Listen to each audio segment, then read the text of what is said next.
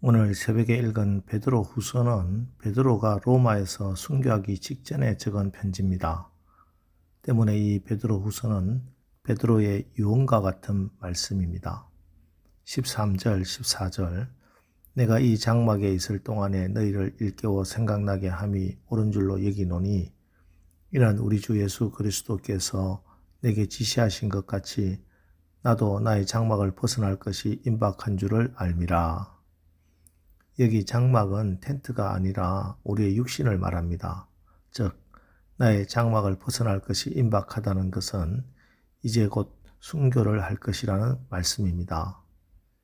그래서 15절 내가 힘써 너희로 하여금 내가 떠난 후에라도 어느 때나 이런 것을 생각나게 하려 하노라. 자기가 순교하고 나서라도 복음의 진리를 생각나게 하려고 이 편지를 쓴다는 것입니다. 여기서 우리는 먼저 순교라고는 하나 그래도 죽음은 죽음인데 곧 닥칠 자신의 죽음에 대해서 염려하지 않고 오히려 죽은 다음에 성도들이 믿음과 영생의 길에서 실족하지 않도록 복음을 전하는 베드로 사도의 모습을 봅니다. 바울도 그렇고 베드로도 그렇고 어떻게 저들은 마지막 순간까지 복음 전도에 온 정성을 쏟을 수 있었을까?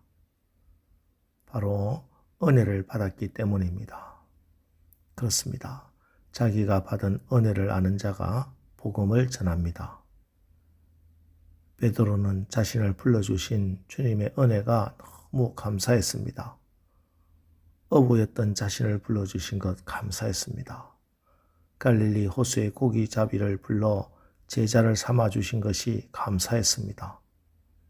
시몬이었던 그에게 베드로라는 영예로운 새 이름을 주신 것도 감사했습니다. 그리고 이제는 순교의 영예를 주신 것 감사했습니다. 그래서 이제 그는 육신의 죽음이 임박한 것을 알고 지금 복음의 진리를 전하고 있는 것입니다. 여러분 오늘 이 새벽에 베드로에게 임했던 은혜가 오늘 우리에게도 동일하게 임하게 되기를 축복합니다. 그래서 오늘 하루도 우리가 주의 복음을 전하는 일에 귀하게 쓰임받게 되기를 축원합니다. 그럼 오늘 베드로가 전하는 복음은 무엇입니까? 3절 그의 신기한 능력으로 생명과 경건에 속한 모든 것을 우리에게 주셨으니 이는 자기의 영광과 덕으로서 우리를 부르신 이를 알므로 말미암음이라. 먼저 베드로 사도는 하나님께서 신기한 능력으로 당신의 백성들에게 세상이 알지도 못하고 받을 수도 없는 생명과 경건에 속한 모든 것을 주셨다고 말씀합니다. 그렇습니다. 우리가 하나님의 은혜를 잊게 되는데 그것은 바로 생명과 경건에 속한 모든 것입니다. 우리는 생명을 받았습니다. 여러분 생명이 무엇입니까? 내가 곧 길이요 진리요 생명이니 예수 그리스도가 생명이십니다. 예수님께서는 우리에게 생명을 영생을 주시려고 이 땅에 오셨습니다. 요한복음 3장 16절 하나님이 세상을 이처럼 사랑하사 독생자를 주셨으니 이는 저를 믿는 자마다 멸망치 않고 영생을 얻게 하려 하심이라. 믿음의 유일한 목적은 바로 영원한 생명, 영생을 얻는 것입니다. 성경을 기록한 목적도 분명합니다. 바로 우리의 영생을 위한 것입니다. 요한복음 20장 31절 오직 이것을 기록함은 너희로 예수께서 하나님의 아들 그리스도이심을 믿게 하려 함이요 또 너희로 믿고 그 이름을 힘입어 생명을 얻게 하려 함이니라. 그래서 이제 우리는 내가 사는 것이 아니라 내 안에 그리스도가 사시는 것입니다. 갈라디아서 2장 20절 내가 그리스도와 함께 십자가에 못 박혔나니 그런즉 이제는 내가 산 것이 아니요 오직 내 안에 그리스도께서 사신 것이라. 이제 내가 육신 가운데 사는 것은 나를 사랑하사 나를 위하여 자기 몸을 버리신 하나님의 아들을 믿는 믿음 안에서 사는 것이라. 에스겔서 37장에 마른 뼈 이야기가 나옵니다.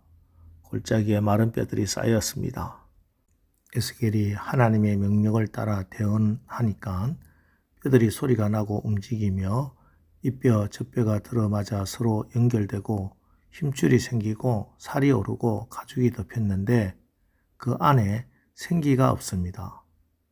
하나님께서 에스겔에게 생기에게 대언하여 이르기를 주 여호와께서 이같이 말씀하시기를 생기야 사방에서부터 와서 이 죽음을 당한 자에게 불어서 살아나게 하라 하셨습니다. 여기 중요한 말씀이 이 죽음을 당한 자라는 말씀입니다. 이 뼈들은 들어맞았고 서로 연결되고 힘줄이 생기고 살이 오르고 가죽이 덮였습니다. 그러나 생명이 없었습니다. 그래서 하나님은 그들을 죽음을 당한 자들이라고 부르십니다. 하나님의 아들이 없는 사람, 예수님을 모시지 않는 사람, 예수님을 믿지 않는 사람은 바깥 모습은 그럴듯하지만 그 안에 생명이 없는 사람, 죽음을 당한 자들입니다. 미국에 존이라는 소년이 있었습니다. 어느 날 선생님의 전도로 예수님을 구주로 영접하고 믿음을 갖게 된 그는 주일은 물론이고 학교 가는 길에 늘 교회에 들르는 습관을 갖게 됩니다. 그가 교회에 머무는 시간은 아주 짧았습니다.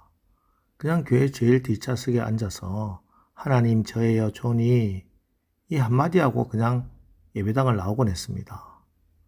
그는 힘든 일이 생기거나 아플 때도 역시 교회 잠시 들러서 하나님 저예요 존이 이 짧은 인사말 하고 예배당에서 나오곤 했다고 합니다. 그런데 이 존이가 고등학교 3학년 때 교통사고를 당해 생사를 헤맬 때 갑자기 미소를 짓는 걸 보고 부모님이 묻습니다. 존이야 무슨 일이 있니? 존이는 웃으며 하나님이 나타나셔서 말씀하셨어요. 뭐라고 하시는데? 물었더니 이렇게 대답하더랍니다. 존이 나야 내 하나님. 그리고 이내 행복한 미소를 지으며 눈을 감았습니다. 여러분, 우리 안에 생명으로 계신 예수 그리스도로 인해 우리 모두 영원한 생명, 예수 생명을 받은 줄 분명히 믿으시기 바랍니다. 여기서 또 중요한 것은 이 생명을 풍성히 누려야 한다는 겁니다. 내가 온 것은 양으로 생명을 얻게 하고 더 풍성히 얻게 하려는 것이라. 구원을 얻은 다음에는 그 구원을 더 풍성히 해야 합니다. 그 말씀이 5절로 8절 상반절까지 말씀입니다. 그러므로 너희가 더욱 힘써 너희 믿음의 덕을, 덕의 지식을, 지식의 절제를, 절제의 인내를, 인내의 경건을, 경건의 형제 우애를, 형제 우애의 사랑을 더하라. 이런 것이 너희에게 있어 흡족한 즉 믿음으로부터 시작해서 사랑에 이르기까지 생명의 성령께서 주시는 풍성한 열매들입니다. 여러분, 풍성한 생명의 열매를 누리고 계십니까?